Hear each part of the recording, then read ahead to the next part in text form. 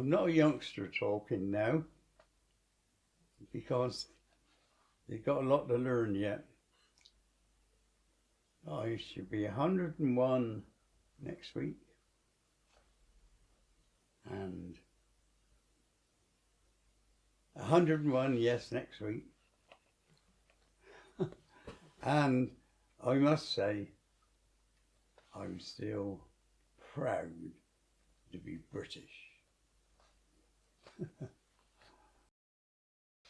My name is Ron Stone, and I was just speaking on Remembrance Sunday in memory of the unit that I was with out in Burma, 42 Royal Marine Commando, 44.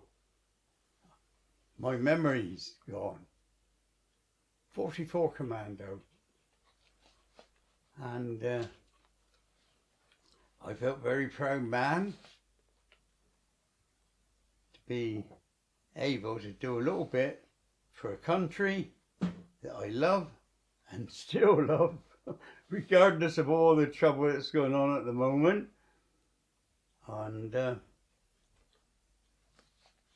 I'm holding this up, the Royal Marine poppy ring, to remind myself once again how honoured I felt to be British. No colour bars, we were British. And today I'm a very proud man. It's not a sort of thing that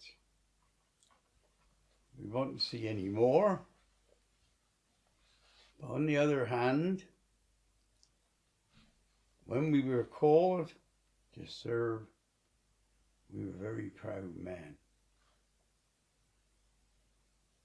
And today, because of the trouble at the moment, we're doing this because we're not allowed to gather together at the cenotaph or our own cenotaph in Frome to honour those who we knew and those who didn't come back. And we were asked to say this verse when we came back, which I'll now repeat to you. When you go home, remember us and say, for your tomorrow, we gave our today.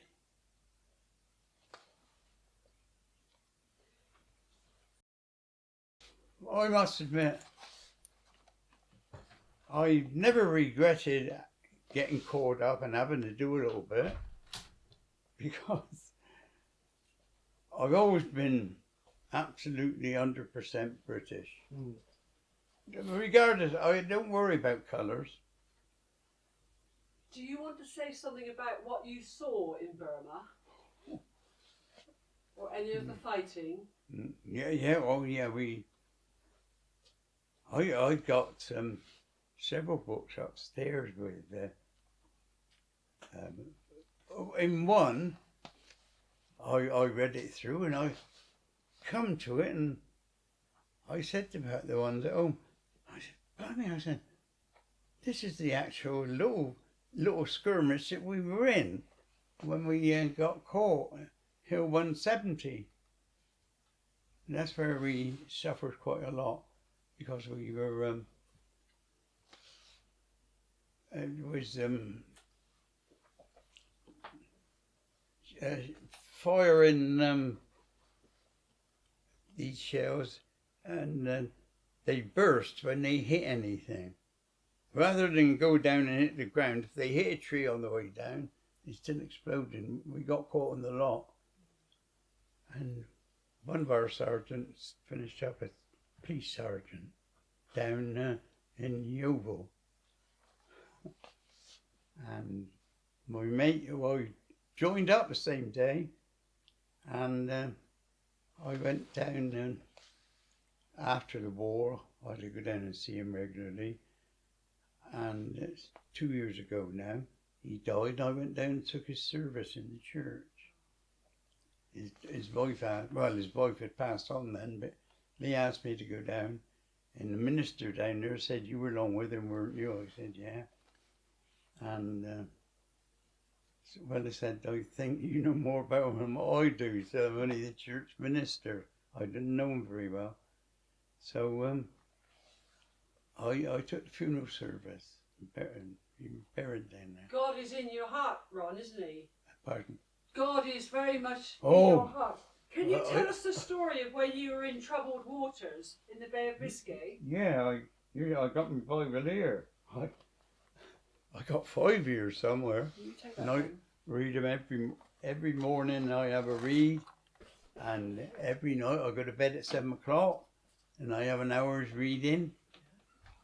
Yeah, I was supposed to say he's a Bible puncher, but I am. Yeah, I am. What was that story you told me some time ago, Ron, when you were in troubled water and you put your hand and the Bible fell over? Oh, that's when we were going to the Mediterranean, going out to India, and we were in the Med, by Malta actually, and somebody said, "Oh, look out, and they're coming towards us with these German bombers." So message went out to us all there, down below decks.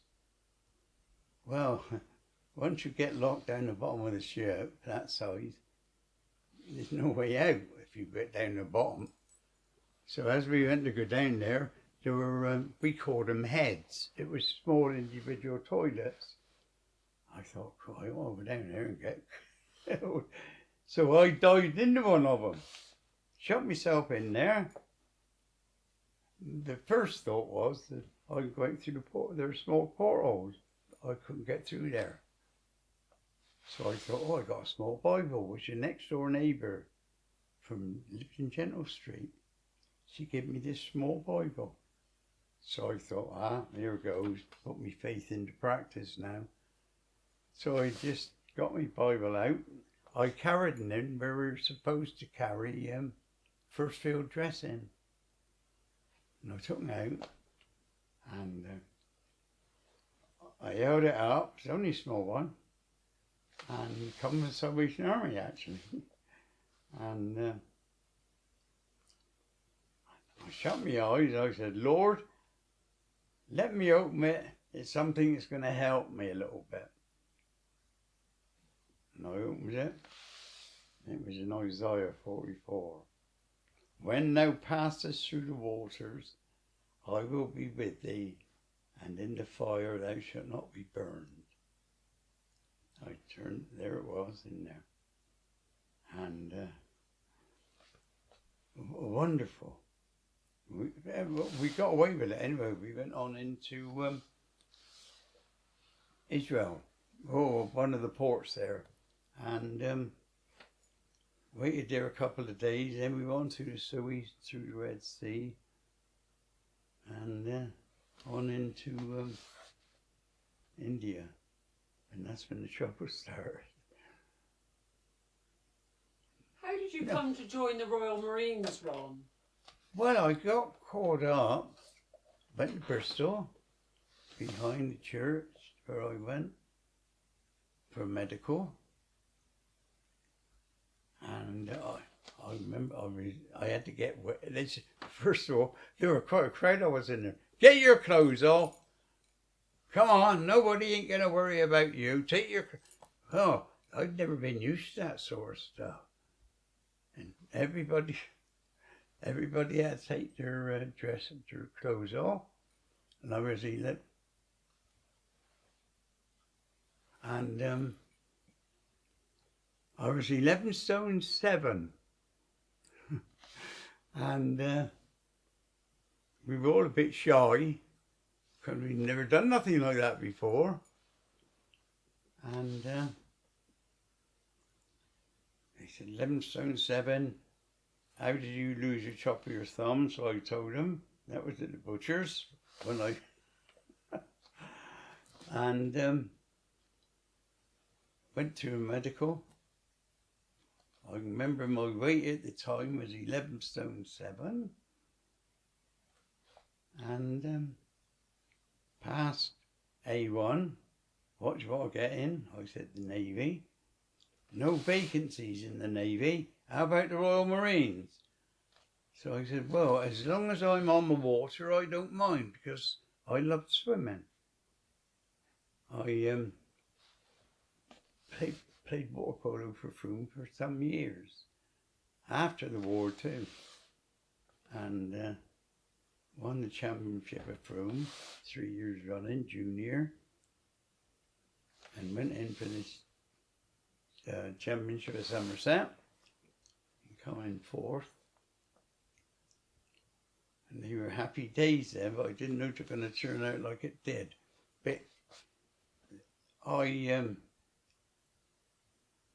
always felt, because of my faith, I always felt that I was under God's, well, under his command.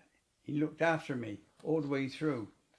And there were many times when we were actually in battles, when you just offer up a little prayer. When you're in the trench and the shell comes over and bursts at contact with a tree, not hit the ground, that was the problem. If it had hit the ground, it would have come up that way. But when it hit the top of the tree, like these shells they throw and did, hit the top of the tree, and it comes down. And that's what did damage. But on the other hand, I've never regretted standing up for my country. I don't know anyway. I'm a proud Britisher.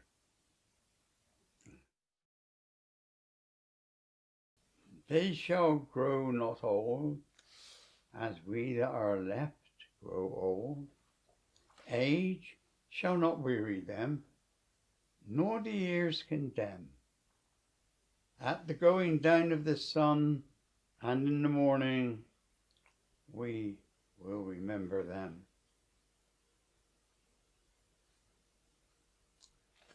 When you go home, tell them of us, and say, for your tomorrow, we gave our today.